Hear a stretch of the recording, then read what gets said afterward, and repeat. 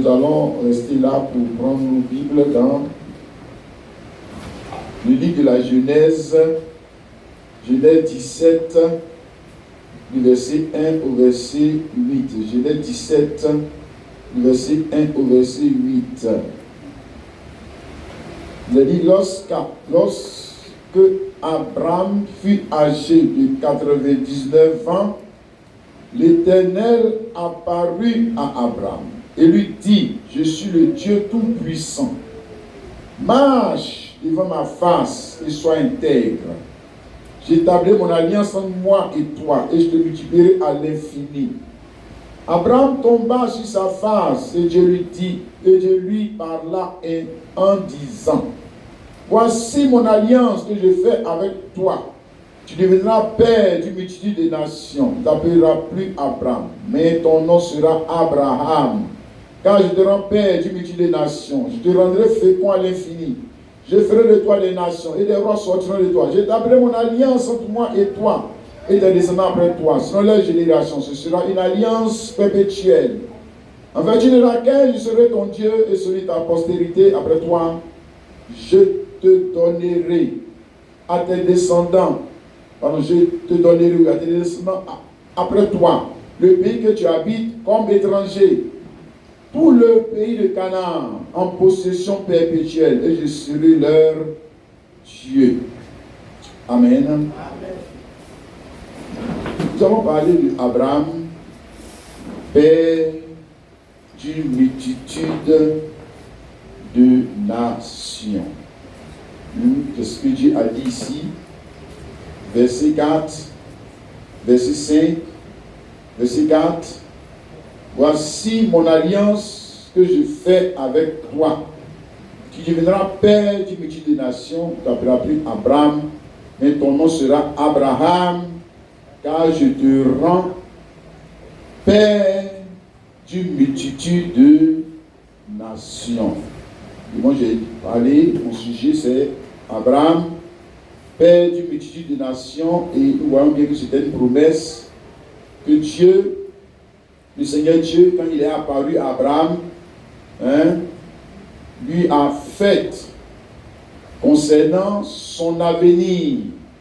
Parce qu'il dit, je te rends père d'une multitude de nations, pas seulement père d'une nation, mais là il allait l'établir maintenant père d'une multitude de nations, et la promesse n'était pas seulement pour Abraham, elle était aussi pour ceux des nations qui allaient entrer dans cette promesse.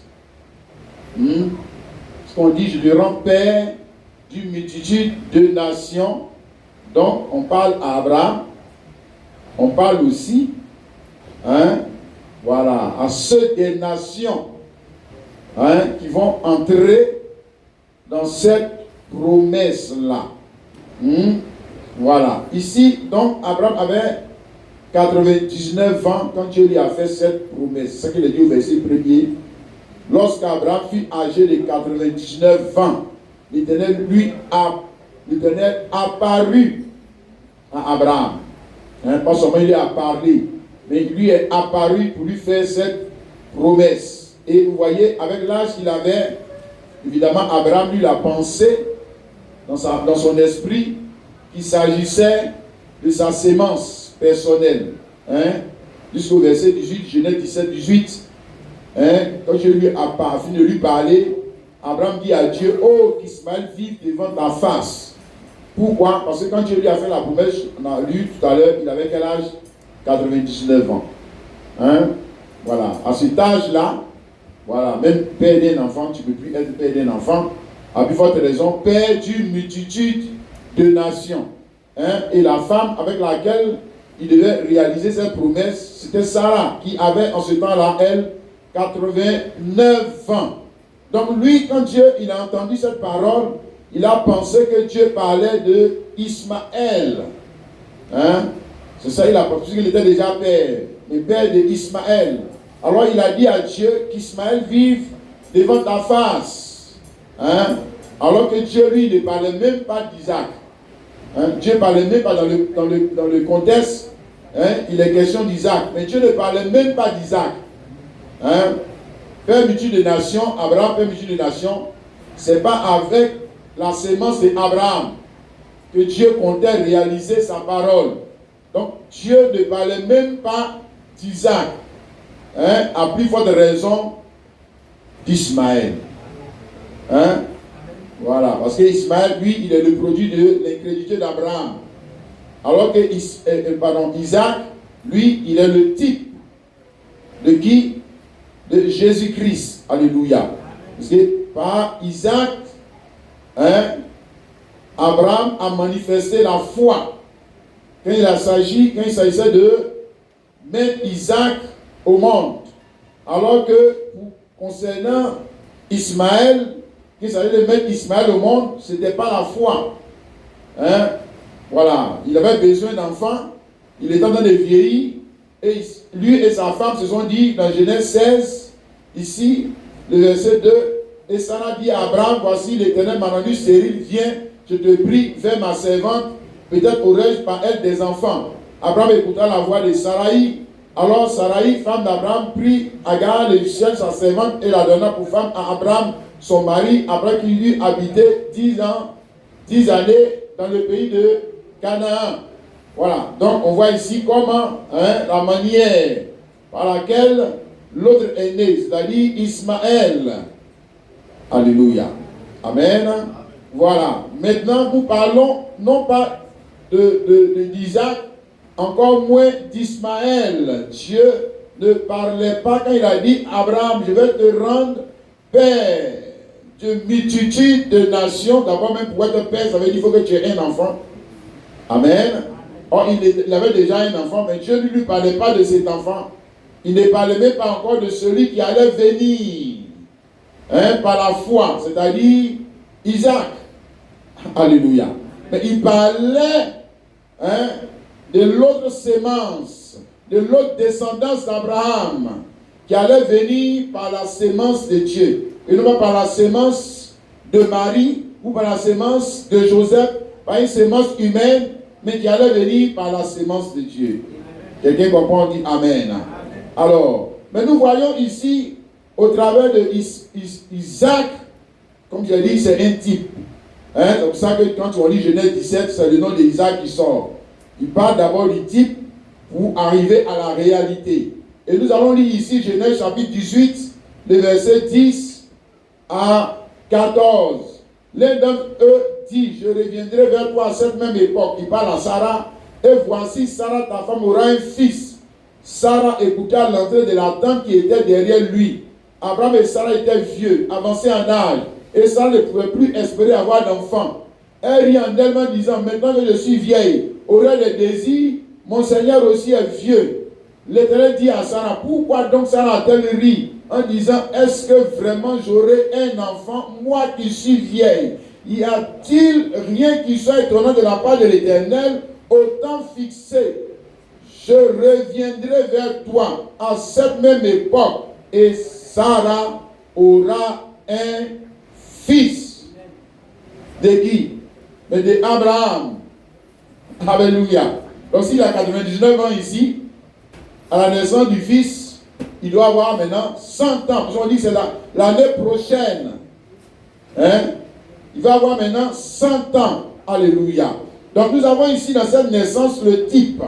Hein? Et c'est de là que nous allons partir pour essayer de faire comprendre le mystère de Dieu concernant la promesse qui avait été faite à Abraham et aux nations. Alléluia. Parce que ici, Abraham et Sarah devaient mettre leur foi dans la parole et non pas en eux-mêmes, puisqu'il est bien dit ici, Abraham et Sarah étaient vieux, avancés en âge, et Sarah ne pouvait plus espérer avoir d'enfants. Donc si Sarah ne pouvait plus espérer avoir d'enfants, c'est-à-dire Abraham ne pouvait plus l'enceinte. Amen. Donc la seule manière d'avoir d'enfants, c'était de croire dans la parole. Tu me comprends, mon frère? Mais ici, dans la parole de qui? Dans la parole de l'Éternel Dieu. Mais ici, l'Éternel Dieu joue la fonction de prophète. Tu comprends ça? Je prends le verset 10. Et l'un d'entre eux dit, je reviendrai vers toi à cette même époque, et voici, Sarah, ta femme, aura un fils. Sarah écoutait à l'entrée de la tente qui était derrière lui. Donc, il est en train de prophétiser Ok? Et qui est-ce qui prophétise? C'est Dieu. Parce que qui en réalité est le prophète? Hein? Qui est le prophète dans tous les âges? C'est Dieu. Alléluia. Amen. Il faut comprendre ça, mon frère, ma soeur. Le prophète de la foi, le pasteur de la foi, le docteur de la foi, celui qui vient avec la bonne sémence vers le peuple qui a la promesse, c'est Dieu. Et il faut pouvoir reconnaître Dieu dans ton jour, quand il vient avec la sémence, pour te rendre capable de porter le fruit de sa sémence, et non pas le fruit de la religion, et pas le fruit de la raison humaine. Parce que ici nous avons un type, il vient vers Abraham et Sarah. À quel moment? Au moment où il ne peut plus faire d'enfants. Donc le seul moyen pour eux de faire des enfants, d'avoir cet enfant, c'est de mettre leur foi, non pas en eux, mais en lui. Alléluia. Amen. Mais notamment dans sa parole. Sa parole est la sémence. On vit à la veillée, Luc 8, 11. Hein?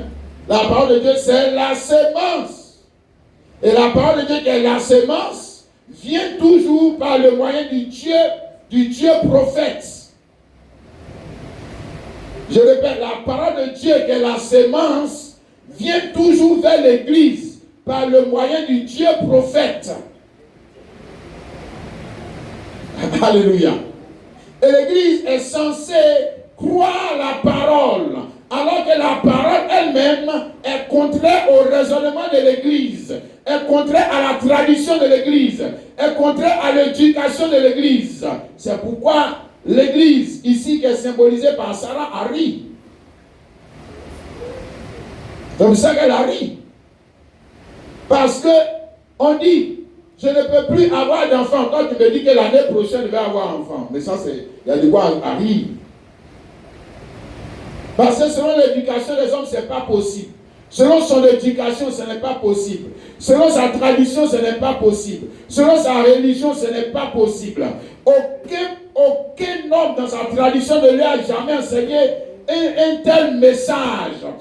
C'est quelque chose qu'elle n'a jamais entendu. C'est quelque chose qui va commencer à se faire. C'est-à-dire avoir un enfant alors qu'on ne peut plus avoir cet enfant biologiquement. C'est pas possible. Mais pour Dieu, c'est possible. Si seulement tu mets ta foi dans sa sémence. Tout est possible. Tout est possible, mon frère, ma soeur. Pourvu que tu mettes ta foi dans la sémence, pour que la parole de Dieu se réalise, ce n'est pas mettre ta foi en toi, c'est mettre ta foi dans ce que Dieu a dit, même si c'est contraire à quoi? À ce que tu vois, à ce que tu ressens, à ce qu'on t'a enseigné, à ce que toutes les églises enseignent, à ce que tes parents t'ont enseigné, à ce que la manière dont tu as éduqué à l'école, c'est contraire à ça. Je dis, mets ta foi dans la sémence. Hein? C'est là le problème. Ici, il y a un problème, non? Alléluia. Il y a une opposition, ici, il y avait une opposition entre la croyance de l'Église et la croyance de Dieu. Et dans tous les âges, il y aura toujours un problème entre la croyance de l'Église. Les gens ils disent qu'ils sont chrétiens, mais ils ont un problème à croire Dieu. Ça fait 24 ans qu'ils marchent avec Dieu. On ne va pas dire que ce sont des païens. Ce ne sont plus des païens. Hein? Amen. Maintenant, regarde le même prophète. Ici, dans Jean chapitre 6. Jean chapitre 6, le verset 51 à 52. Il dit, c'est le même prophète qui parle. Je suis le pain vivant qui est descendu du ciel. Là-bas, il est descendu du ciel, non? Il est apparu à Abraham, non? Il est en train de prophétiser, non? Ici, il descend du ciel et puis il est en train de faire quoi? Il est en train de faire la même chose. Hein? La même personne, mais pas le même homme, parce que là-bas, il était un homme immortel. Mais je dirais que l'homme immortel, le prophète immortel. Car qui est le prophète même en réalité? Regarde, qui est le prophète? C'est Dieu. Amen. C'est quand il vient dans un homme que l'homme devient prophète.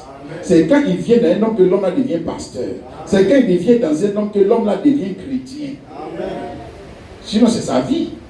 Ce sont ses attributs qu'il est en train d'exprimer tout le long des âges pour arriver à accomplir la promesse qu'il a faite à Abraham. Maintenant, cette parole doit être dans les nations. Puisqu'il a dit, Abraham, je vais te faire père d'une multitude de nations. Alors c'est absurde qu'on me dise que cette parole est restée en Israël et qu'il faut qu'on aille en Israël pour avoir cette parole. C'est absurde. C'est comme si on n'avait pas compris ce que Dieu a dit. Ce Dieu doit être dans les nations. Alléluia. Mais ici, regardons-le. C'est encore le même qui parle.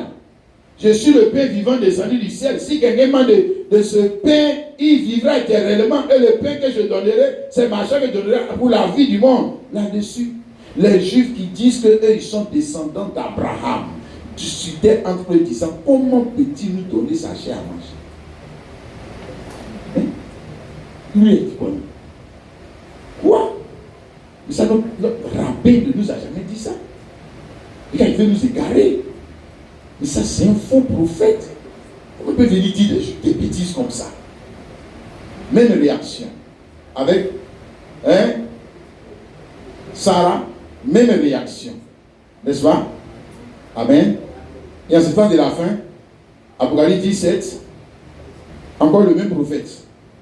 Si tu n'arrives pas à comprendre que c'est le même prophète qu'Apocalypse 17, on sait que toi, on ne peut rien faire pour toi. On ne peut rien faire pour toi. On va dire que là-bas, c'était avec Jésus. Et puis, c'est fini. On te dit que la promesse a été faite à Abraham et aux nations. Ça veut dire que le même prophète, là, il doit être encore dans les nations. Amen. Celui qui a prophétisé chez Abraham, là, à la fin, vous devez le retrouver dans les nations. Vous devez le retrouver là-bas. Autrement, comment sa parole va s'accomplir? C'est lui qui a la sémence. C'est lui seul qui peut produire ce qu'il dit. C'est lui seul. Branham ne peut pas produire cela. Toi, on ne peut pas produire cela. Parce que c'est du domaine de la sémence de Dieu. Ce n'est pas du domaine de notre sémence. Alléluia. Apocalypse dit, ça dit que juste, mais qu'au jour de la voix du 7e ange, quand il sonnerait de la trompette, le mystère de Dieu s'accomplirait comme il a annoncé à ses serviteurs les. Alléluia. Le mystère de Dieu dont on veut parler, depuis Abraham, c'est encore un mystère, n'est-ce pas? Oui. Ce que Dieu comptait faire pour Abraham et aux nations. Alléluia. Et la voix du 7e ange, c'est quoi? La fin ou la fin du dévoilement. La fin du dévoilement de ce que Dieu comptait faire pour introduire les nations dans l'alliance. Amen. Tu as compris? Amen. Alors, qui est ce prophète? Voilà. C'est toujours Christ. C'est toujours lui. Oh, alléluia. Amen. Peu importe la forme humaine qu'il va adopter, il garde toujours un caractère. Amen. La sémence qui vient pour faire quoi? Pour donner la capacité à l'Église de croire et de faire quoi? Les œuvres de Dieu dans ton jour. Amen. Pas les œuvres traditionnelles, pas les œuvres de la religion, les œuvres qui sont conformes à la sémence, les œuvres qui sont conformes à la parole, les œuvres qui sont conformes à la prophétie, pas des œuvres qui sont conformes à la raison humaine. Et le message du prophète sera toujours contraire à la religion. Contraire à la raison humaine. Alléluia. Regardons ce que nous essayons de dire ce matin. Romains chapitre 9, le verset 6 à 9, il est dit: ce n'est point que la parole de Dieu soit restée sans effet, car tous ceux qui descendent d'Israël ne sont pas Israël. On va dire, tous ceux qui viennent à l'église ne sont pas des enfants de Dieu. Tous ceux qui prêchent la parole ne sont pas des enfants de Dieu.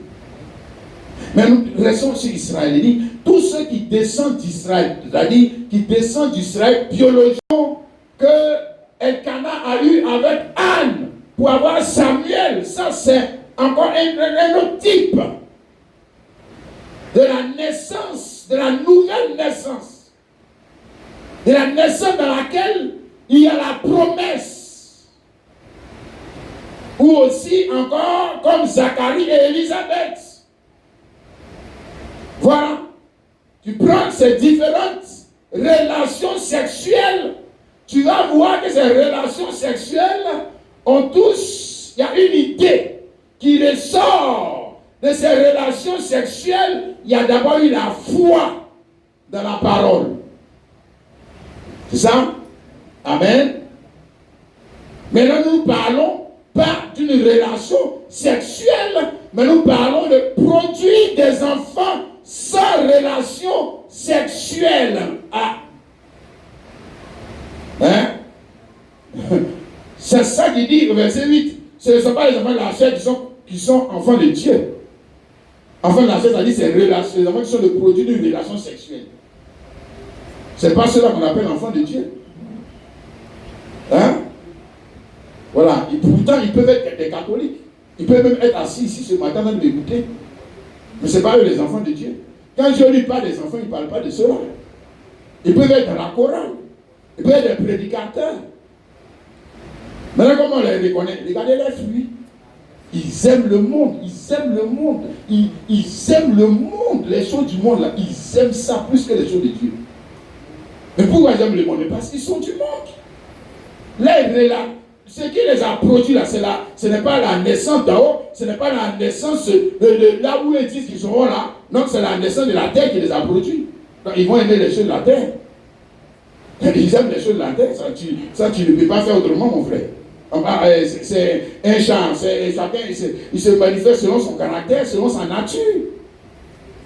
Mais ça, il n'y a rien à faire. Tu lui donnes la nourriture qui est quoi? Pour l'homme intérieur. Mais lui, il n'y a pas de foi en lui. Il n'aime pas cette nourriture. Il ne l'aime pas. Dans cette nourriture, il aime la raison humaine, la religion, la dénomination, les fêtes, les mensonges, les diseurs de bonnes aventures. Et si on se met ici comme ça, dit les bonnes aventures, chacun dit, oui, vous savez, la nouvelle année est arrivée. Le mois de temps sera l'année de la prospérité de temps en temps. Ils aiment ça, c'est ça ils aiment. Quand un groupe ne fait pas ça, il dit non, lui il n'aime pas ça, il dit que notre pasteur ne prophétise pas. Et pourquoi il ne prophétise pas chaque année? Hein? Il n'a pas dit de bonnes aventures sur nous. Et quand on leur montre la sémence de Dieu, qui est la prophétie de Dieu, le plan de Dieu établi pour la vie, ils n'aiment pas, ils ne veulent pas. Mais regardez leur manière de vivre. Ce qu'ils appellent vie chrétienne, nous, ça nous fait rire. C'est de la plaisanterie. Regarde, on nous dit, ce ne sont pas les enfants de la chair qui sont enfants de Dieu. Mais ce sont les enfants de la promesse. Promesse, quand on dit promesse, on va dire quoi? Sémence de Dieu. Les enfants qui ont été produits par la promesse. Donc les enfants qui ont été produits par la sémence de Dieu. Hein? Ce sont ceux-là qui sont regardés comme la postérité. Regardés par qui? Mais regardez par Dieu. Regardez par c'est Dieu. Mais Dieu, il sait que oui, c'est de ce. Je ne parle pas de toi. Il dit, je ne parle pas de toi. Ismaël, je ne parle pas de toi. Kétour avec tous tes enfants. Je ne parle pas de vous. Je parle de ceux-là. Je ne parle pas de vous. Maintenant, pour dire Abraham, c'est notre père. Il a couché avec nos mamans. Il a été nos mamans. Nous-mêmes, on est enfants d'Abraham. On ne m'appelle Kofi Kwadjo Abraham. Ça fait quoi Dieu? Ça fait quoi Dieu? Élie, Samuel, Élie, manger tout ça. Et puis il dit quoi? Ça fait quoi? On peut porter même les beaux noms. Ève. On peut porter les jolis noms là de la Bible. Puis Dieu lui, ça lui fait quoi? Ça lui fait quoi? Quand le caractère qui est dans le nom là ne te suit pas. C'est Dieu, ça lui fait quoi? Que tu aies porté ce nom. Dieu lui, ça lui fait quoi? C'est zéro. Regarde. Alléluia. Abraham, pourtant quand il a eu Ismaël, il a eu Ismaël avant d'avoir Isaac.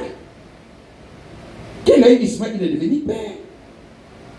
C'est quand tu as un enfant, on t'appelle père. Hein? D'ailleurs, on a vu tout à l'heure comment c'est que Sarah essaie de dire, peut-être aurais-je par Agar des enfants. Voilà, donc, voilà comment elle voulait devenir mère. Voilà comment Abraham, pour commencer, est devenu père. Voilà comment, pour commencer, Sarah est devenue mère. Mais ils sont devenus père et mère de quoi? De leur propre conception des choses de Dieu. Voilà. Voilà la paternité qu'ils ont eue. Père et mère de leur propre conception de la vie. C'est où on est ici, là, nous tous là. Forcé, sur le plan physique ou sur le plan spirituel, tu dois enfanter. Mais à partir de quoi? D'une conception. Tu vas enfanter ce que tu as conçu. C'est ça que tu vas enfanter. J'ai été dit ici à la veillée, tu ne peux pas concevoir de la sémence de patates et puis espérer enfanter des oranges. Non. Non. Non. Donc, tant que tu ne vas pas concevoir la parole, ce n'est pas la sémence de Kwaku Daniel. Regarde qui te parle. Ce matin, j'espère que tu vois toujours le même prophète qui allait parler à Abraham et à Sarah. J'espère que tu le vois. Ou bien pour toi, il est resté dans la Bible. Il n'est pas dans les nations en train de continuer de parler sa parole. Sa parole qui va venir pour nous contredire. Sa vérité qui va venir nous contredire. Qu'est-ce que lui appelle vérité? Et puis qu'est-ce que toi tu appelles vérité? Hein? Pour lui, la vérité, c'est que quelqu'un qui a 99 ans, même là, il peut faire enfant. Femme qui a 80 ans peut faire enfant. Sa vérité est qu'une femme peut avoir enfant sans coucher avec un garçon. Ça, c'est sa vérité. Toi, la vérité, là, pour toi, c'est quoi? C'est quoi? Tu le fais menteur. Regarde ce qu'elle a fait. Elle le fait menteur. Alors que lui dit, je suis la vérité. Celui qui est ici, là, Genèse 18, c'est le même là-bas, Jean 14, 16, il dit, je suis le chemin, la vérité et la vie. C'est le même. C'est le même. Et regarde, c'est que lui, il appelle vérité. Et puis, c'est que toi, nous, on appelle vérité. Hein? Donc, ce n'est pas une vérité qui est selon la vérité qui est sortie d'une école théologique. Ce n'est pas une vérité qui est selon la vérité qui est sortie de mon village à Diakou. Non, on ne fait rien avec ça. Une vérité qui est sortie d'une religion. Donc, qu'est-ce qu'on va faire avec des choses comme cela? Non, c'est la vérité qui va nous permettre de faire quoi? De faire les œuvres de Dieu. Les œuvres de Dieu. Ils sont devenus pères et mères pour commencer. Et Dieu a montré que lui, il ne fait rien avec eux là. Hein? Il a blâmé. Voilà. C'est la même chose qu'on avait vu la veillée ici avec Ève, Genèse 30, le verset 20. Adam donna à sa femme le nom d'Ève, car elle a été la mère de tous les vivants. Elle a été la mère de quoi? Mais elle était mère. Le tout n'est pas d'être mère. Le tout n'est pas d'être père. Quand tu dis que je suis père, je suis mère, on allait faire anniversaire pour mon enfant né. Et puis Dieu lui salue, fait quoi? Quand tu n'es même pas capable d'enfanter ses œuvres, Dieu ça lui fait quoi? Ça lui fait rien. On est en train de remplir la terre seulement des voleurs, des bandits et de n'importe quoi. Il est en train de faire l'œuvre de Dieu. Quelle œuvre de Dieu? Faire l'œuvre de Dieu avec quoi? Avec quelle sémence? Avec quelle sémence faire l'œuvre de Dieu? Ils ont fait l'œuvre de Dieu avec moi, ma prochaine. Depuis quand? Dieu, lui, il est cohérent dans sa parole. Quand il parlait à Ève, il parlait de sa sémence. Il dit non, il parlait de la sémence et Adam. Bon, maintenant encore ici, Genèse 17. C'est la même pensée qui revient. Genèse 17. Il dit, Abraham, je te rends père d'une nation. Est-ce qu'il parlait de sa sémence? Non. Bon, maintenant il dit que non, il parlait de la sémence d'Abraham. Maintenant, pourquoi il a blâmé? Il a blâmé la naissance d'Ismaël. Pourquoi il blâme? Pourquoi il ne l'a pas choisi? Le gars il dit que non, Ismaël n'a qu'à venir demander, il dit que moi je ne parle pas de ce gars-là. Oh, ça c'est pour toi. Il faut le prendre pour aller dans ton royaume si tu veux. Mais lui là, il ne va pas dans mon royaume. Non, c'est moi qui ne te parle pas de lui. Moi je te parle de là, moi ma sémence. Voilà. Je vais te rendre père des enfants qui sont le produit de moi ma sémence. C'est de ça que moi je te parle. Et Dieu veut faire la même chose pour toi, te rendre père des enfants qui sont le produit de quelle sémence? Bon, on a des enfants, ouais, c'est bien. Mais est-ce que les païens n'ont pas aussi enfants? Les païens aussi enfants? Ouais, j'ai l'argent. Mais est-ce que les païens n'ont pas l'argent? Hein? J'ai mangé poulet de 31. Les païens n'ont pas même poulet de 31. Donc tu as fait quoi? Si tu as fait ça, si c'est ça, nous on appelle le Dieu là, parce qu'on est perdu. On est perdu dans les films. Oh, quand même. Frère, avec quel sément tu vas faire les œuvres de Dieu? Alléluia. Ils ont Ismaël. On a vu ici aussi avec Ève. Même chose ici avec qui encore? Avec les filles de Lot. Genèse 19, 36. Les deux filles de Lot devaient enceintes de leur père. Tous ils sont remplis la terre aussi. J'ai dit la frère de l'Église. Ils sont tous remplis la terre. Les parties. Elles sont enceintes. Si tu es enceinte de cette manière-là, je suis même d'abord sur le plan naturel. Quelqu'un qui est enceinte de cette manière, c'est que c'est un incrédule. Il ne croit pas dans la toute puissance de Dieu. C'est qu'il ne croit pas. Que ton papa n'a qu'à t'enseigner pour que tu aies des enfants. C'est que tu ne crois pas que tu peux te donner mari. C'est que tu ne crois pas. Ça, c'est-à-dire qu'il y a des actes. Il y a des actes, je dis qu'il y a des actes qu'on ne peut pas poser tant qu'on n'est pas incrédule. On ne peut pas faire ça. On ne peut pas faire ça. Une fille qui trompe son papa pour que son papa l'enseigne, c'est qu'elle ne croit pas que Dieu peut lui donner mari. Elle ne croit pas. C'est ça? Hein? Un homme qui avait sa femme et qui elle ne peut pas lui donner des enfants et qui s'en va pouvoir une maîtresse pour avoir un enfant, c'est un incrédule. Et puis nous, dans notre tradition, on dit que oui, c'est normal. Tu vas lui donner un enfant. Donc il allait voir une autre femme, puis donner un enfant. Des incrédules. Et puis il y en a plein comme ça dans nos églises. Des incrédules. Donc, cette manière d'avoir enfant, souvent même sans mari, le gars t'a pas marié puis tu es enfant, c'est que tu es incrédule. C'est tout. C'est l'incrédulité. On a besoin de se repentir. Non, Dieu il a été incrédule, c'est pas croyable. Autrement, j'aurais dû attendre. Ici, pourquoi ne pas attendre? Pourquoi n'attendre pas? C'est l'incrédulité qui fait qu'on attend. Maintenant, on quitte la manière de parler sur le plan spirituel. Hein? Sur le plan spirituel. Vous et moi, nous sommes censés produire les œuvres de Dieu avec quelle sémence? Avec quelle sémence? On est censé faire comme Abraham. Parce que la promesse a été faite à Abraham et Ona. Je te rends père. Dieu veut te rendre père. Je veux te rendre mère. Après que tu as eu tes Ismaélites là, après que tu as fait tes Ismaélites là, Dieu veut te rendre père. Il avait déjà Ismaël et puis Dieu dit je veux te rendre père. Maintenant c'est de quoi même? Pour Dieu, quand Dieu a parlé là, c'est quoi tu vas lui dire maintenant? Il avait ses Ismaélites, ses Skétoura, ses Madian, ses patati patata, ses bombés, voleurs, n'importe quoi qui sont dans la maison en train de le fatiguer. Il avait déjà ça. Dieu dit maintenant je veux te rendre père. Je veux te rendre mère. Chrétien, 2023 là, Dieu veut te rendre père. Dieu veut te rendre mère. Avec quelle sémence? Il y a la foi dans la sémence. La foi dans la sémence. Si tu es sincère, ça va arriver. Si ça n'arrive pas, ça veut dire que tu n'es pas sincère.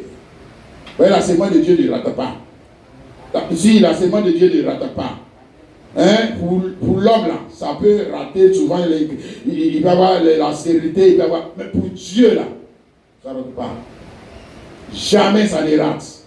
Les gars, relisons ici, Genèse 17, le verset, d'abord le verset 2, il dit, j'établis mon alliance entre moi et toi. Je te multiplierai à l'infini. Hein? Je te multiplierai, hein? Et puis c'est fini, hein? Je te multiplierai à l'infini. Verset 6, je te rendrai fécond à l'infini. Ça fait deux fois. Je te multiplierai à l'infini. Non, je ne parle pas d'Abraham seulement, hein. Je ne parle pas de toi et moi. Je te multiplierai à l'infini. Je te rendrai fécond à l'infini. Frère, est-ce qu'un homme avec sa propre sémence peut être fécond à l'infini? Réfléchis. Dieu a de lui parler. Pourtant, est-ce que, quand même, arrivé un moment tu deviens vieux, même si on dit que tu avais incité la femme là avant, mais arrivé un moment tu deviens vieux et la femme aussi devient vieille. Donc ça va s'arrêter. Hein? C'est que la procréation va un jour s'arrêter. Mais à l'infini, ça veut dire que ça ne s'arrête pas. Ou alors peut-être que toi-même tu vas mourir un jour et puis c'est fini. Ça s'arrête là. Hein? Mais Dieu lui dit que toi et moi, il nous a appelés pour nous rendre féconds à l'infini. Pour qu'on puisse se multiplier. Pour qu'on ne reste pas.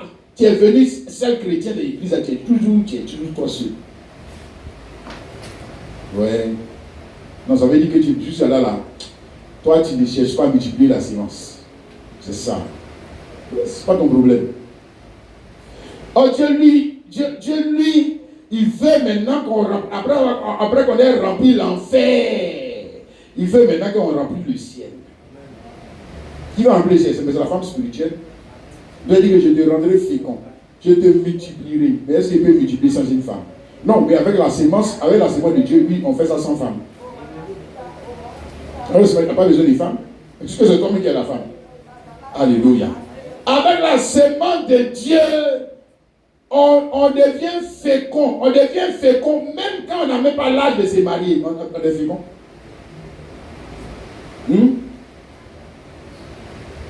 Alléluia. Même après avoir dépassé l'âge d'ancienneté femme, on est toujours fécond. Parce que c'est la sémence de Dieu. N'est-ce pas? Avec laquelle je vais produire des enfants. Et si et seulement si j'ai mis ma foi dans cette, parce que le problème c'est de mettre ma foi dans cette sémence, cette vérité qui vient me contredire. On a lu ça, dans Genèse 18, on a eu le type Genèse 10. Il était âgé, il ne pouvait pas faire d'enfant. Donc elle commence à rire parce que la sémence, elle venait la contredire. Elle aussi, elle a sa vérité. Voilà, elle a sa vérité. Lui, il a dit sa vérité. Elle aussi, quand elle regarde sur lui sa vérité, là, puis elle compare pour elle, là, lui, là, il fait rire. Sa vérité, c'est qu'on est vieux, on ne peut pas faire d'enfant. C'est ça sa vérité. C'est qu'on est vieux. Et puis c'est tellement logique, hein? C'est tellement raisonnable. Hein? Mais Dieu, tu vois, t'a aussi appelé, toi et moi, pour rentrer dans cette procréation, pour rentrer dans cette multiplication de la sémence. Quelle sémence? Hein? Toi-même, là, quand tu t'es marié, là, tu n'avais pas de souci de multiplier la sémence. Tu n'avais pas ce souci. Tu dis que tu es venu maintenant te marier à Jésus-Christ et tu n'as pas le souci de multiplier sa sémence. C'est que tu n'es pas encore sincère. C'est que votre mariage là, ce n'est pas ça. Votre alliance là, ce n'est pas encore ça. Parce qu'en temps normal, quand on rentre dans un mariage, dans une alliance, le souci premier, multiplier là, on ne veut pas rester pire. On veut multiplier la sémence de qui? C'est la sémence de l'homme.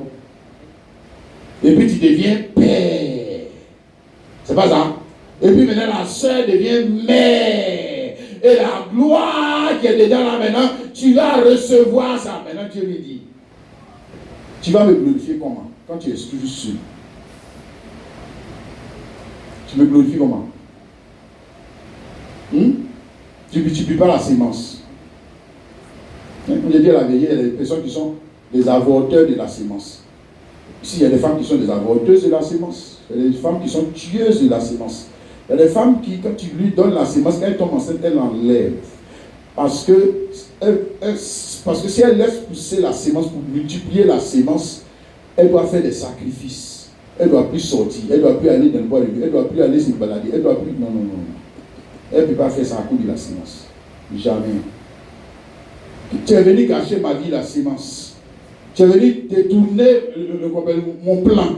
Tu es venu gâcher ma carrière professionnelle, la sémence avortée. C'est ça? Hein? Une telle femme ne va jamais multiplier la sémence. Mais un tel chrétien dans le spirituel, ce chrétien aussi ne va jamais multiplier la sémence. Ne va jamais produire le fruit de la sémence. Parce que pour produire le fruit de la sémence, il faut mettre sa foi dans la sémence de Dieu. Je ne parle pas de la sémence de Dieu. Je ne parle même plus de ta sémence. Je ne parle même pas de ton argent. Je ne parle pas de ta capacité à... Non, je parle de la sémence de Dieu. Alléluia. As-tu compris ça, mon frère, ma soeur? Parce que Abraham, regardez si on revient sur Abraham, Abraham n'est pas devenu père d'une nation de son vivant. Hein? Non, ce n'est pas de son vivant. Hein? Abraham n'est pas devenu père d'une nation de son vivant. Il est devenu père avec les Kétoura, les machins là. Ça, c'est de son vivant. De son vivant. Il est devenu père de sa propre sémence de son vivant. Mais père, selon la promesse, ça c'est après Christ. C'est Christ. Alléluia. Et Christ est venu après la mort d'Abraham. Pardon, oui, la mort d'Abraham. Actes chapitre 13, nous allons lire ici, mon frère, le verset 32 à 33. Actes 13, 32 à 33. Il dit, nous vous annonçons cette bonne nouvelle que la promesse faite à nos pères, Dieu l'a accomplie pour nous, les enfants. En Saint Jésus, selon qui est écrit dans le psaume 2e, tu es mon fils, je t'ai engendré aujourd'hui. Alléluia. Ça, c'est Paul qui est en train de parler, qui est en train de leur montrer que la promesse qui a été faite à nos pères, c'est-à-dire Abraham, Isaac, Jacob, hein, qui étaient tous porteurs de la même sémence, la même promesse, c'est ce qu'il a de dire, la promesse pour les nations, Dieu l'a accompli pour nous. Oh, alléluia. Donc, il parle ici du temps de l'accomplissement de la promesse. Abraham, il est mort. Isaac, Jacob, ils sont morts. Et ils n'existent plus.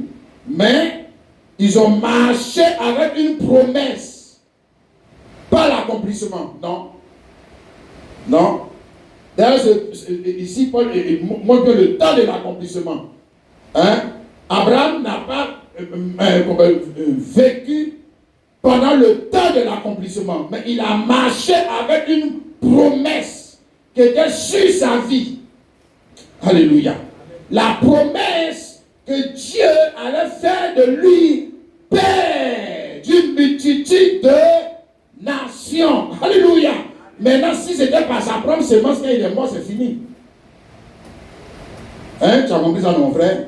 Alors, Abraham, voyez, tu vois, mon frère, ma soeur, même quand il n'existait plus, Abraham continuait d'être père. Pourquoi? Parce que c'est la sémence de Dieu. Hein? Alors qu'il n'existe plus. C'est ça que ce que lui a dit, fécond à l'infini. Fécond à l'infini, ça veut dire aussi la vie éternelle. Hein? Fécond à l'infini, c'est vie éternelle. Alléluia. Donc tu as une vie qui va. Tu dis Abraham, quand tu vas mourir, ta vie continuera. Alléluia. Abraham, oh, alléluia.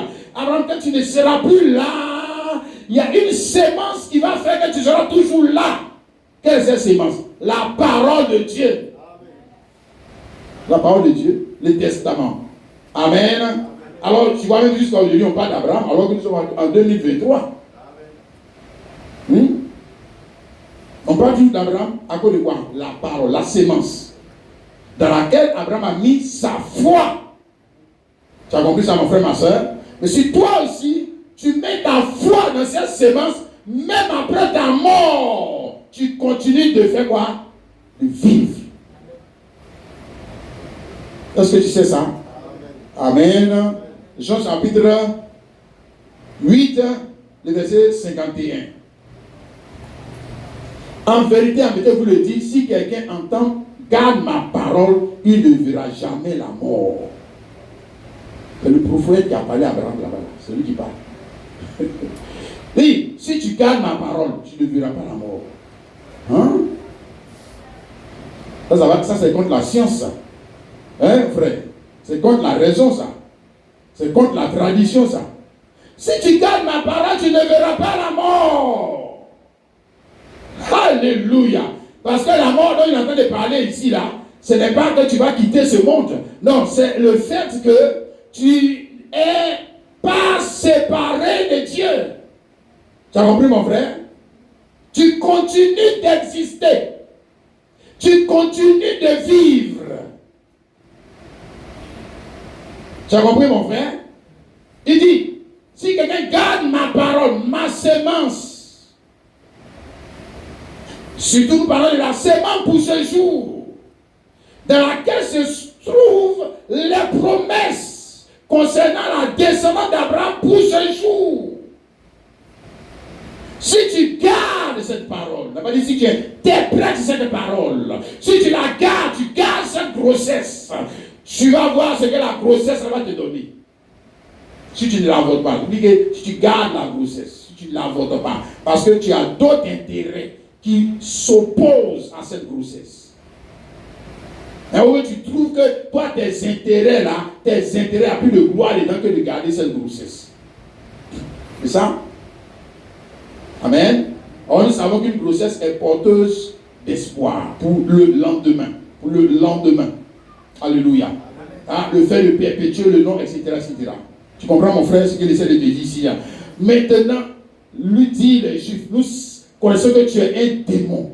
Abraham est mort. Les prophètes aussi. Et tu dis, si quelqu'un garde ma parole, il ne verra jamais la mort. Es-tu plus grand que notre père Abraham qui est mort? Les prophètes aussi sont morts. Qui prétends-tu être? Mais celui-là, c'est celui qui a parlé avec Abraham.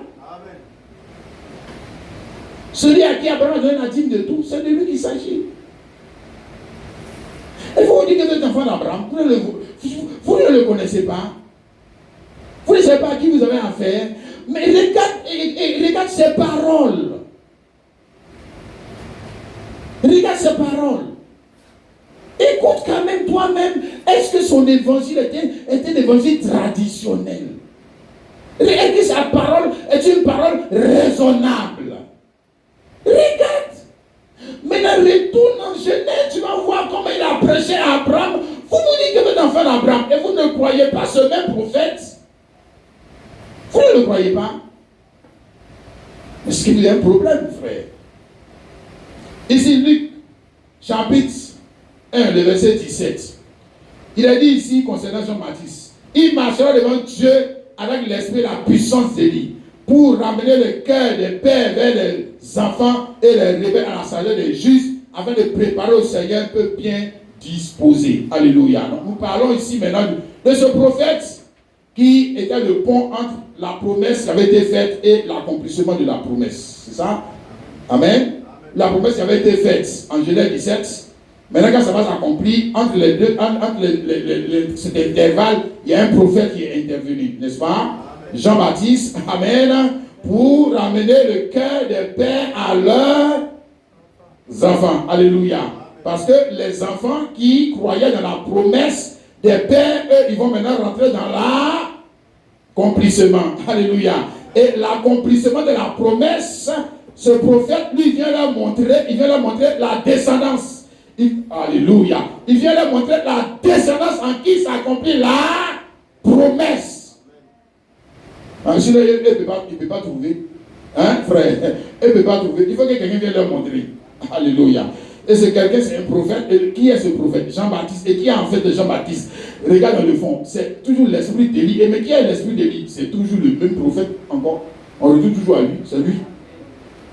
C'est toujours encore lui. Et regarde l'aspect maintenant qui prend, qui vient. Oh, alléluia. Et Jean chapitre 1, le verset 29, il dit quoi? Le lendemain, il dit, Jésus venant à lui et il dit, voici l'agneau de Dieu qui ôte le péché du monde. Hein? Regarde où il les envoie. Eux, ils courent pour aller vers l'animal, lui, il les envoie dans le sens opposé. J'ai dit, regarde ce prophète tout le long des âges. Ne sois pas aveugle. Ça est dans ta Bible. Il te montre tout le long des âges la direction opposée. Pendant que le monde court religieux avec ses 10 heures de bonne aventure, sont en train de courir par là en enfer. Lui te montre qu'il dit non, va dans cette direction. Va dans une autre direction. Je dis donc, comme ils sont beaucoup en train de courir par là, attends, là que je vais les suivre aussi. Il faut les suivre. Suis-les.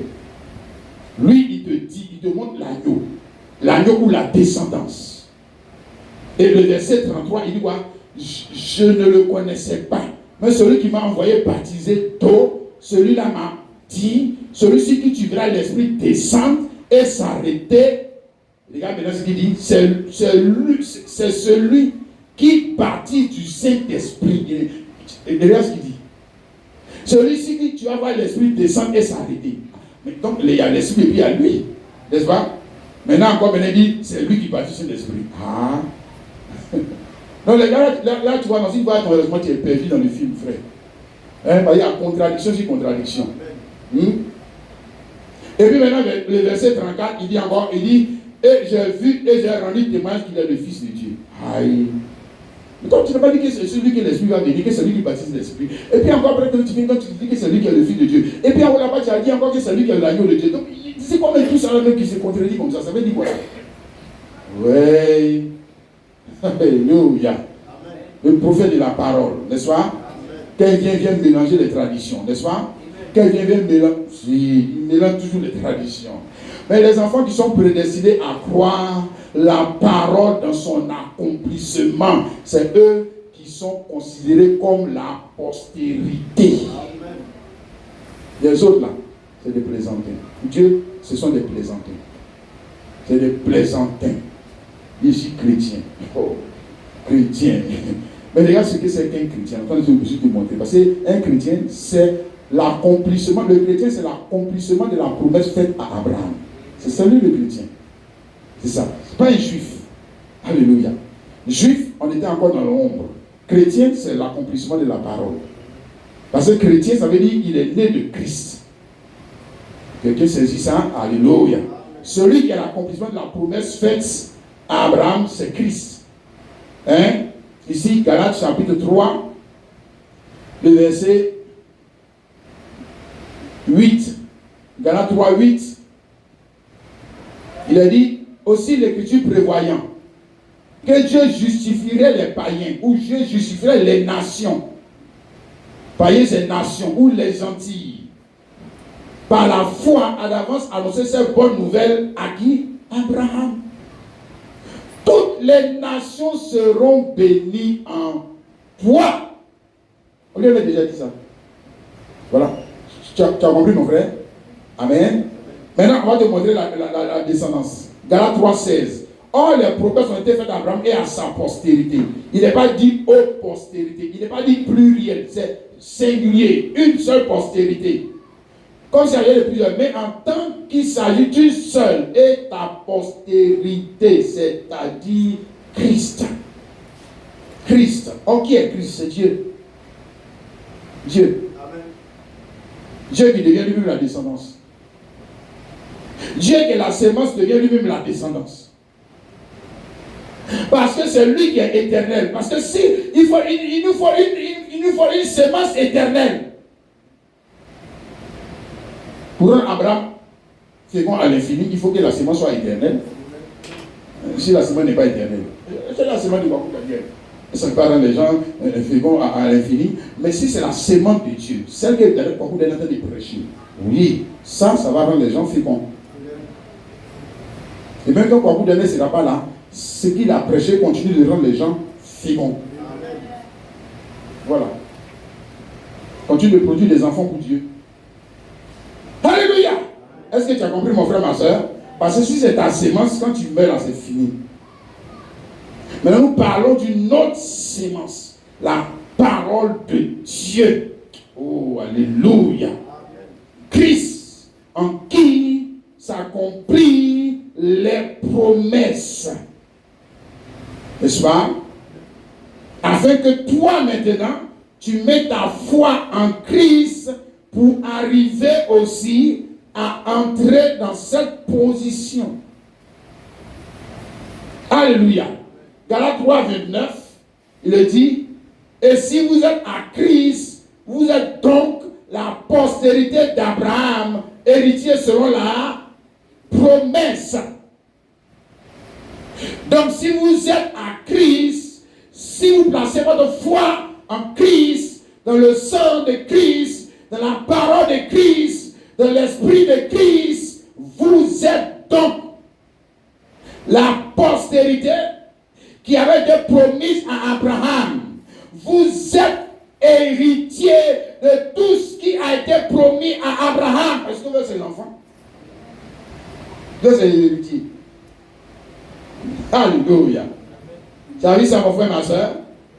Amen. Alors donc vous n'êtes pas les premiers-nés. Pourtant vous n'êtes pas les premiers-nés.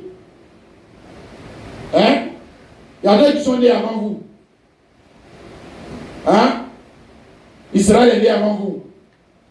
Ismaélites sont nés avant vous. Les Arabes, moi, ils disent les autres. Non, mais vous êtes la postérité. Pourquoi? Parce que Dieu ne parlait pas d'eux. Ce n'est pas d'eux que Dieu parlait. Dieu parlait de qui? La postérité qui allait naître par la foi, non pas par le sexe, par la foi, non pas par la raison, non pas par la logique, par la foi, non pas par l'adhésion à un club qu'on appelle église, par la foi. Hein, mon frère? Amen. Dans la parole. Et la foi dans la parole doit te conduire à la même naissance que Jésus-Christ. Hein? Alléluia. Parce que quand Dieu lui parlait à Abraham, la promesse n'était pas dans la naissance naturelle. Or, comme je dis, Abraham a eu des enfants naturellement. Hein? Et les enfants qu'il a eu naturellement, il a transmis les promesses naturelles. Donc, quand tu as tes enfants naturellement, tu leur donnes ton héritage naturel, ce qui est naturel que tu peux leur donner. D'ailleurs, tu leur donnes ton caractère, tu leur donnes aussi tes défauts, tu leur donnes ton ADN. Hein?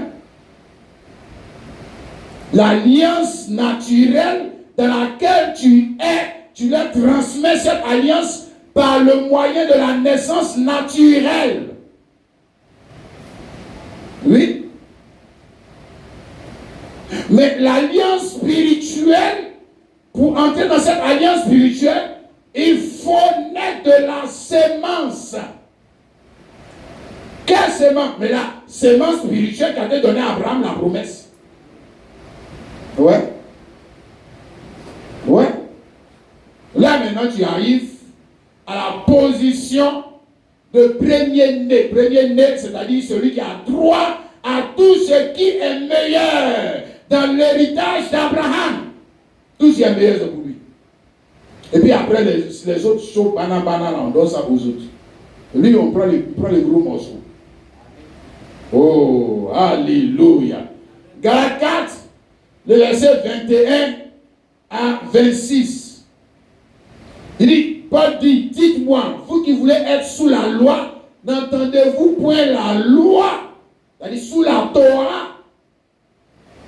Parce que dans la Torah, où il y a l'histoire d'Abraham, était déjà prophétisé.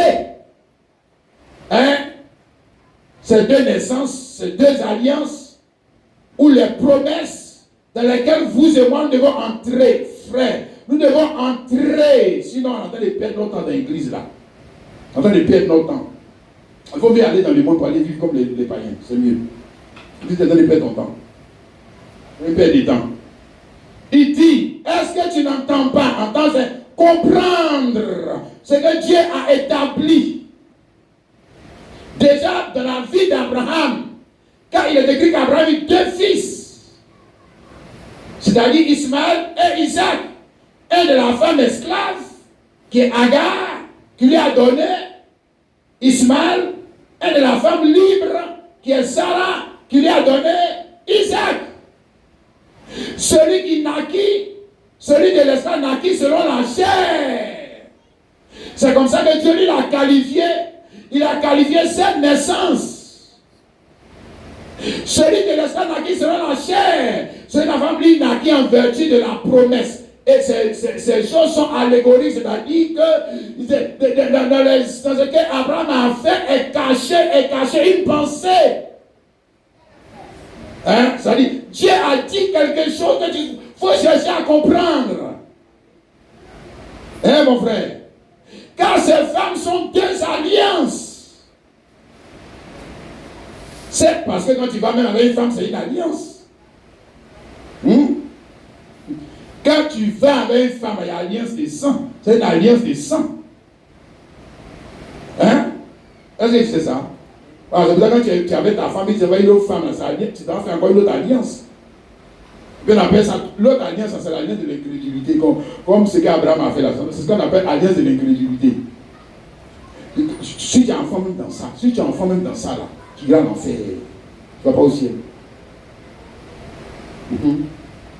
Ça, c'est l'alliance de l'incrédulité. Ça veut dire que c'est parce que tu ne crois pas en Dieu que tu n'es pas dit faire cette alliance. Comme Abraham allait faire cette alliance avec Agar parce qu'il dit qu'il est vieux. Je suis vieux. Je suis en train de vieillir, je n'ai pas enfant. Il faut qu'on se débrouille. Hein? Je suis en train de vieillir, je n'ai pas de mari. Il faut qu'on se débrouille. Voilà. Et les gens sont dans cette logique.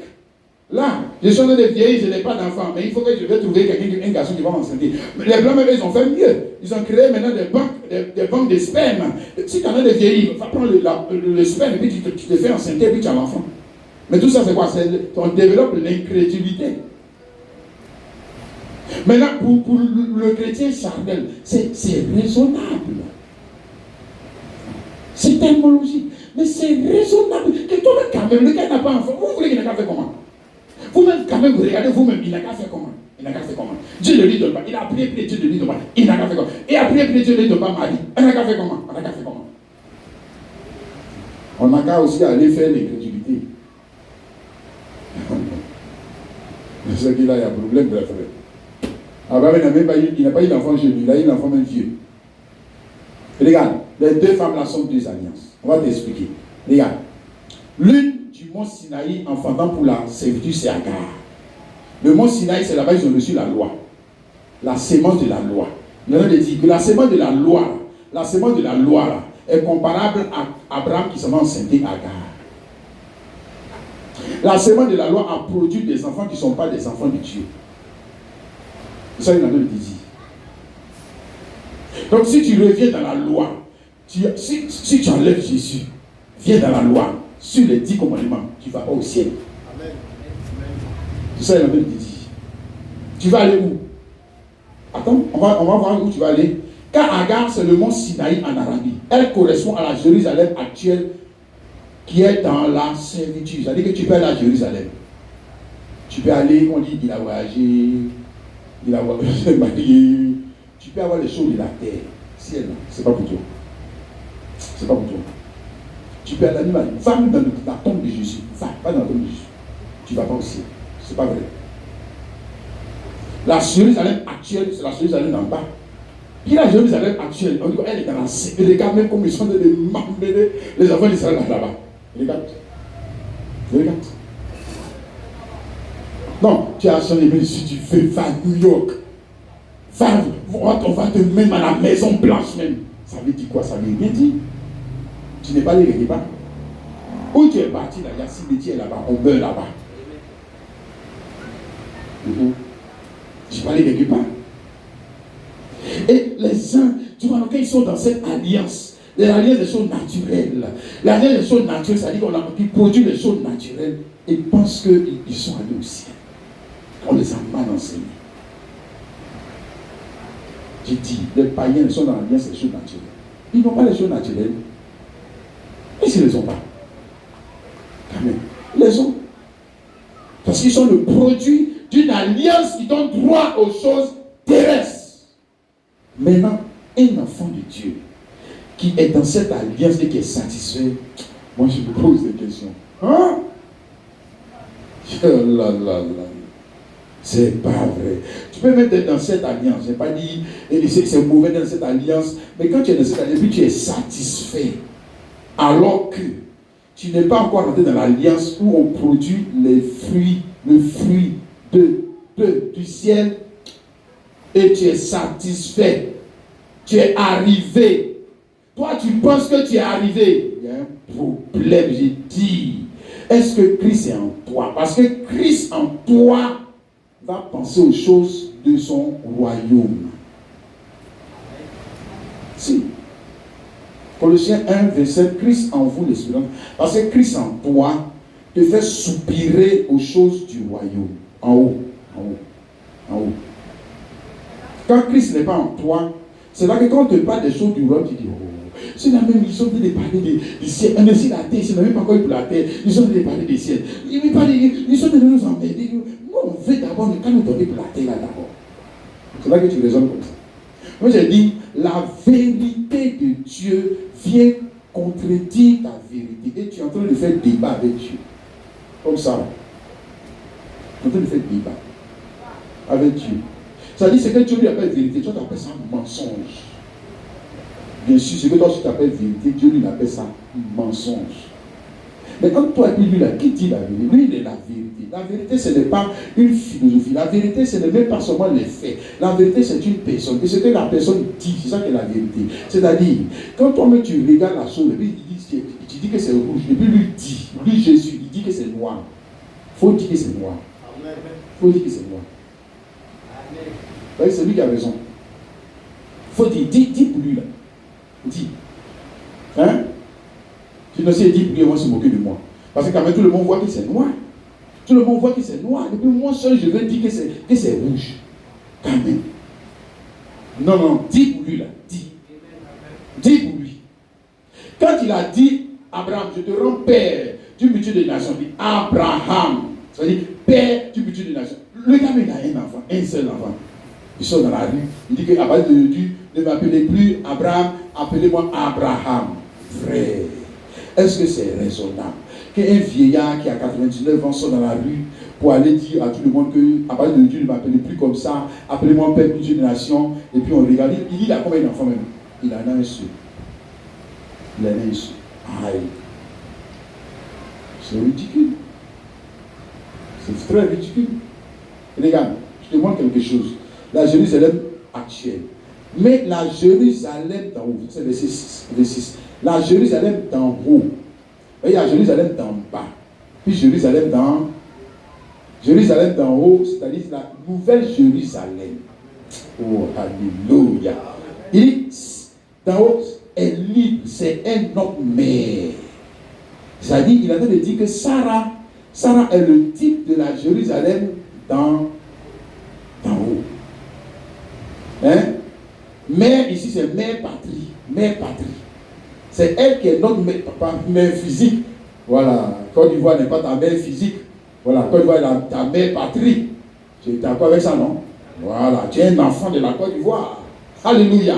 Hein? Parce que papa et maman, hein, ils sont engendrés, eux-mêmes, ils sont enfants d'ici. Alléluia. Donc, nous parlons ici de la mère patrie.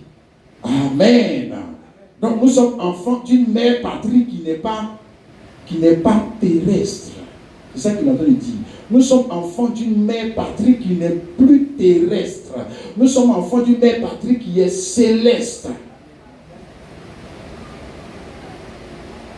Par le moyen de quelle naissance? La naissance qui est le produit de la sémence de Dieu. Tu comprends, frère? Donc, nous sommes nés, c'est vrai, dans ce monde, comme Christ est né dans ce monde, mais il dit, je ne suis pas de ce monde, je suis d'en haut, vous êtes, il parle logique, vous êtes en bas. Maintenant, la même parole là, il faut parler ça aussi, parle maintenant. Dis ça à tes parents, dis ça à tes amis, ça aux autres. Pourquoi toi tu ne fais pas ça? Je dis, mais parce que moi je suis d'en haut. Je ne suis pas d'en bas. Pourquoi tu ne veux pas t'habiller comme ça? Parce que moi je suis d'en haut. Je ne suis pas d'en bas. Pourquoi tu ne veux pas aller chauffer comme ça? C'est parce que moi je suis d'en haut. Je ne suis pas d'en bas. Si, ils vont se moquer de toi. Ils vont se moquer de toi. Si tu leur dis ça, ils vont se moquer de toi, c'est sûr. C'est sûr. Ils vont dire que c'est des paroles insensées. Ça n'a rien à voir. Et nous aussi les chrétiens. Et nous aussi les chrétiens. Nous-mêmes les chrétiens, lui le doigt. Donc ce n'est pas le fait de dire que tu es chrétien, mais tu portes le fruit de quelle patrie? Ou alors, laisse-moi dire ça comme ça, tu portes le fruit de quelle sémence? C'est la sémence de Dieu qui t'a fait naître en Christ et qui a fait de toi un chrétien. Alors on doit le voir. Par quoi? Le fruit que tu vas porter. Parce que chaque sémence est censée porter son fruit. Alléluia. Comme nous l'avons vu avec Sarah, n'est-ce pas? La sémence est venue apporter fruit Isaac. Isaac qui est quoi? Qui est le type de ceux qui sont nés selon la promesse. Ceux qui sont nés pour faire quoi? Regarde, ceux qui sont nés pour dominer les autres. Isaac, lui, il est né pour dominer Ismaël, Ketura, Madian. Tous les autres qu'Abraham a fait là, ils sont en bas de lui, ils sont en bas de lui. Et c'est lui le premier né. Pourtant, c'est lui qui est né après Ismaël. Mais quand Dieu lui regarde, Dieu lui le met en premier. Quand les hommes regardent, ils le mettent en dernier. Dieu, quand lui regarde, il le met en premier. Voilà, c'est comme ça Dieu. Hein? C'est ça, non? Ce qui est premier est dernier. Et ce qui est dernier est premier. Quand Dieu lui regarde, alléluia. Regarde, considère-toi selon la parole de Dieu. Ne te considère pas selon la raison humaine. Sinon, affaire des chrétiens, là, tu vas quitter dedans. Tu vas laisser. Je te dis, il ne faut pas te considérer selon la raison humaine. Ce n'est pas vrai. Est-ce que tu es le fruit de la raison humaine? Tu es le fruit de la parole de Dieu. Tu es le fruit d'une autre vérité. Une vérité qui est contraire à celle de ce monde. Amen. Est-ce que tu réalises ça, mon frère, ma soeur? Matthieu chapitre 7, le verset 20, il dit ceci. Matthieu 7, 20. Hein, vous les reconnaîtrez comment? On parle de cette descendance. C'est donc à leurs fruits que vous les reconnaîtrez. Hein? C'est donc à leurs fruits, œufs, les œufs de la parole, parce que Sarah a cru dans la parole, on a vu le fruit. Hein?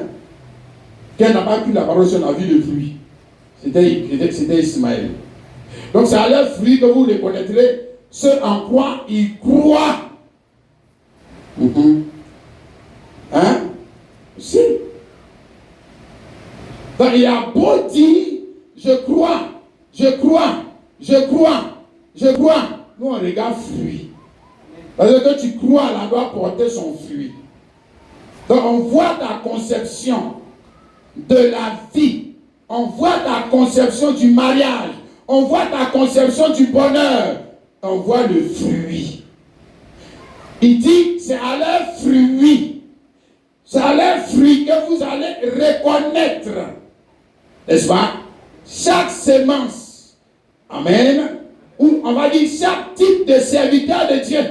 Chaque type de pasteur. Chaque type de prophète. Chaque type de servant ou de Dieu. C'est à leurs fruits. Hein? Et comme nous avons vu dans les autres leçons, avant qu'il y ait fruit, il faut qu'il y ait sémence. C'est ça? Amen. Chaque sémence produit selon son fruit. Selon son fruit. Bon, tu ne peux pas me dire que tu as reçu la sémence de Dieu. Non, regarde le fruit, c'est le fruit du prostitué. Fruit des menteurs. Fruit des pédés. Fruit d'un hypocrite. Ça veut dire que la sémence que toi tu as reçue, c'est la sémence d'un hypocrite. Sémence de menteur, voleur. Tu as vu ça? Hein? Ici, Luc chapitre 8, le verset 13. Il dit que ceux qui sont sur le roc, ce sont ceux qui, lorsqu'ils entendent la parole, la reçoivent avec joie, mais ils n'ont pas de racines. Non, pardon, verset 14, ce que je voulais dire. Ceux qui sont tombés parmi les épines sont ceux qui, ayant entendu la parole, s'en vont, la laissent étouffée par les soucis, les richesses, les plaisirs de la vie. Ils ne prennent point de fruits qui viennent à maturité. Voilà. Donc, ils ne sont pas multiplicateurs de la sémence. Ils étouffent la sémence. Avec eux, la sémence ne va jamais se multiplier. Jamais. Ce qui veut dire que pour que la sémence se multiplie, on dit il y a un travail à faire en moi-même. Il y a un sacrifice à faire. Vous avez déjà vu une femme qui est enceinte depuis qui ne fait pas de sacrifice. C'est que l'enfant, elle ne va pas la coucher. C'est qu'elle ne va pas la coucher. Voilà. Elle veut continuer de boire, elle veut continuer de fumer la cigarette, elle veut continuer d'être dans les endroits où on fume la cigarette, elle veut continuer de se droguer, elle veut continuer de porter des habits plaqués, elle veut continuer de vivre la vie des païens, alors qu'elle n'est pas comme les autres. Ça, c'est nous chrétiens. Voilà. Oh, non, nous là, on fait libre. Aïe. Regarde, tu dis que tu es chrétien. Et puis tu veux vivre comme les païens. Aïe. Non, ça n'a pas de sens. Les choses des païens, toi tu veux prendre aussi. Comprenez pas les païens, toi tu veux prendre aussi. Mais tu ne peux pas tout manger parce que tu as une sémence en toi qui doit être nourrie de ce qui est relatif à cette sémence. Frère, non, soyons sérieux. Tu as une grossesse. Tu dois nourrir cette grossesse. Avec ce qui est relatif, maintenant tu veux donner coup. Tu veux donner bébé. Mais les païens ont fait chose, tu veux prendre ça pour si vous pas. Aïe. Mais c'est que tu vas avorter la sémence. Et il dit ici, la sémence ne peut jamais être multipliée par certaines personnes. Ils ne vont jamais la multiplier. Parce que leur comportement est nuisible, dangereux pour la sémence. Leur comportement. Verset 15. Ceux qui est tombé dans la bonne terre sont ceux qui ont entendu la parole avec un cœur honnête et bon. C'est ça. Un cœur honnête ou un cœur sincère. C'est-à-dire que tant qu'on n'est pas sincère, il faut être sincère avec toi-même pour pouvoir porter le fruit de la sémence. Ça, c'est pas vrai. J'ai dit, ce n'est pas le prédicateur, prophète de l'âge qui prêche mal. La terre a un problème. On est en 2023, il ne quitte pas notre problème. On va rentrer en 2024, il est encore dedans. On va rentrer en 2025. Non, ce n'est pas une question d'entrer dans les années. C'est une question d'enlever les mauvaises herbes là. Regarde, les mauvaises herbes là, qui touchent la sémence là, enlève. Tu vas voir, la sémence qui est là, va produire du fruit pour toi. Et puis tu vas manger, tu seras content. Ce n'est pas 2022, 2023 qui apporte le bonheur, c'est la sémence, je te dis. Faut pas, on est dans la mentalité de la religion. Les gars, ils croient que parce qu'on est passé dans une 22 à 2023, donc ça veut dire qu'on est rentré maintenant, les choses d'avant sont finies, hein? Les choses d'avant sont finies. Maintenant, mais la même sémence est toujours là. La sémence de créativité. Et tu veux porter quoi? En 2023, tu vas faire la même chose. Toujours la même chose. Tant que ton cœur n'est pas honnête et bon. Parce que qu'est-ce qui fait qu'on n'arrive pas à porter du fruit? Il a montré ici, regarde les autres terres, la sémence n'est pas tombée dans un cœur qui est honnête et bon et qui persévère. C'est ça. On est tellement malin, on est tellement rusé, on est tellement... Ça veut dire qu'on fait comme c'est affaire de Dieu là, on fait ça pour quelqu'un d'autre. Oh, vraiment. Tu ne sèmes pas pour quelqu'un d'autre. Tu sèmes pour toi-même. Tu sèmes pour toi-même. C'est mal, tu vas porter le fruit. Ce n'est pas quelqu'un d'autre qui va manger ce que tu es en train de semer. Non. C'est toi-même qui vas manger le fruit. Tu vas voir dedans live. C'est mathématique, mon frère, ma soeur. Alléluia. Oh Dieu, dans sa préscience, dans sa manière de faire, qu'est-ce qu'il veut faire de nous? Des hommes et des femmes qui vont porter, qui auront le souci de porter, non pas le fruit des choses naturelles, mais le fruit de sa parole. C'est ça. Dans la parabole, là, tu vas comprendre que le souci de Dieu, c'est trouver une terre. Ce n'est pas des gens qui viennent à l'église qui sont son problème. C'est de trouver une terre qui va être féconde de sa parole à l'infini. C'est ça son souci. On est tellement occupé à nommer nos besoins, tellement occupé à nommer nos plans, tellement occupé à tous nos propres business, et que finalement on finit par rater le but même de la vie chrétienne, c'est-à-dire porter la sémence de Dieu pour lui rendre son fruit. Alléluia. Afin de rentrer dans quoi? Dans la promesse qui a été faite à Abraham. Que Dieu nous aide. Alléluia. Et ici on va lire et puis on va terminer. Galates chapitre 4, le verset 28. Galates 4, 28 à 30. Il dit, pour vous, frères, comme Isaac, vous êtes enfants de la promesse. Alléluia. Ça, c'est le plus haut rang humain sur la terre. Enfants de la promesse. Comme Isaac. Parce qu'il a montré, comme Isaac, vous êtes, c'est-à-dire pas du naturel pour arriver au spirituel. Comme Isaac, regarde qui vous êtes. D'abord, qui tu es, ou bien alors, qu'est-ce que Dieu veut faire de toi? Il ne peut pas faire de toi un Ismaélite. Il veut faire de toi quelqu'un qui est comme Isaac. Enfant de la promesse. Quelle promesse? Les promesses qui ont été faites à Abraham. Alléluia. Maintenant, c'est nous qui sommes de travailler pour accomplir ces promesses. Parce qu'avec nous, les promesses s'accomplissent. Amen. Regarde. Verset 29. Et de même, alors, celui qui était né selon la chair, parce que celui qui était né selon l'esprit, ainsi est-il maintenant. Mais que dit l'Écriture? Chasse l'esclave et son fils, car le fils de l'esclave n'héritera pas avec le fils de la femme libre. Alléluia. Et c'est là que nous allons terminer, sur l'héritage. On dit le fils de l'esclave n'héritera pas avec le fils de la femme libre. Alléluia. Le fils de l'esclave, dans le fils, c'était qui? Dans le type, c'était Ismaël. Le fils de la femme libre, non, le fils, c'était Isaac. Amen. Mais dans la prophétie, le fils de la femme libre, c'est le chrétien. Amen.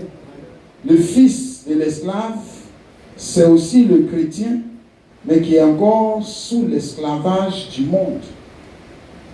Il n'est pas encore libre du monde. Mais lui, il est dans le charnel.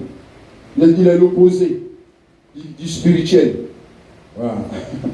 Lui, il va dans une direction opposée. Quand on lui montre la direction opposée dans laquelle il doit quitter pour aller, il ne veut pas.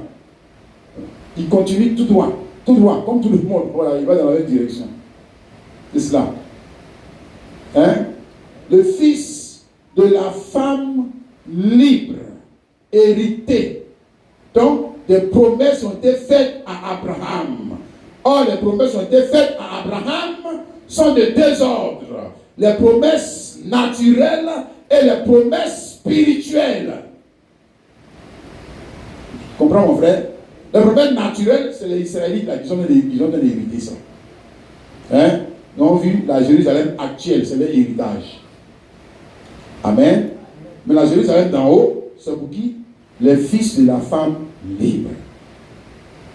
Pour le chrétien qui est né de nouveau. Alléluia. Pour le chrétien qui est le fruit de la sémence. Parole parlée de Dieu pour ce jour. Amen. lui, il va hériter plus grand. C'est même pas Israël. Hein, ils ont hérité d'une nation. Mais nous, on parle d'hériter de la Jérusalem céleste. Nous, on parle d'hériter de la terre tout entière. Est-ce que tu comprends ça, mon frère, ma soeur? Ce sont des types. Donc, on a parlé du type. Le premier type, c'était qu'ils ont hérité d'une partie de la terre. Mais les autres là, les vrais héritiers là, ils héritent tout.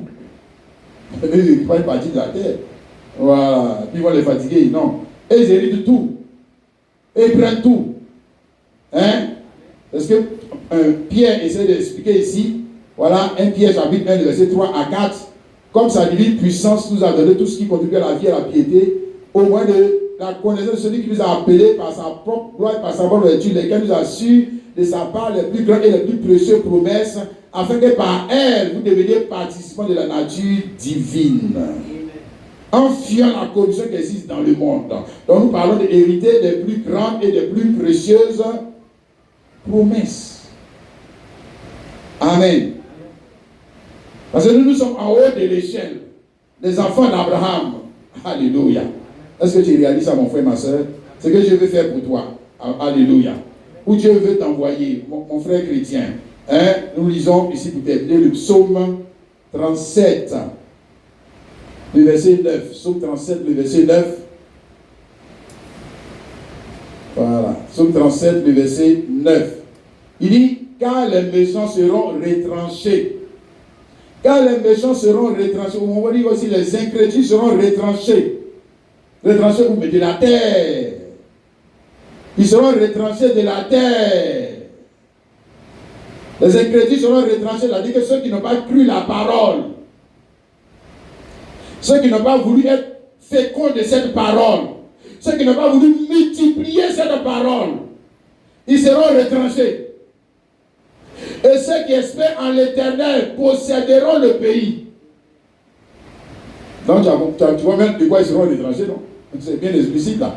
Et les crédules et les méchants seront retranchés. Mais ceux qui espèrent dans la sémence parole parlée et la puissance qui est dans cette parole, posséderont le pays. Le pays, ce n'est pas le pays d'Israël, c'est la terre.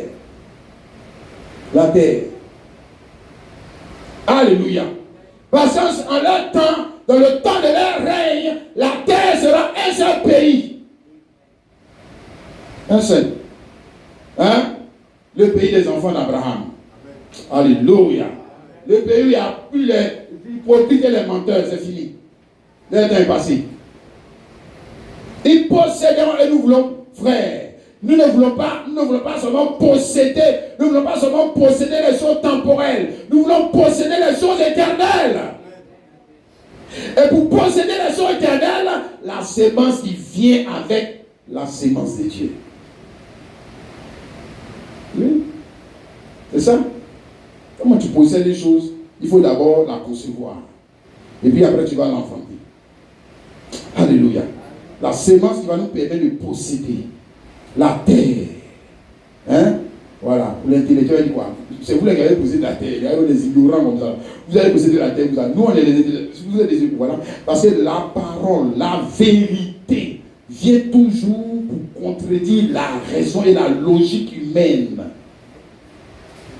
Mais pourtant, c'est la vérité. C'est ça la vérité. Posséderont la terre. Alléluia.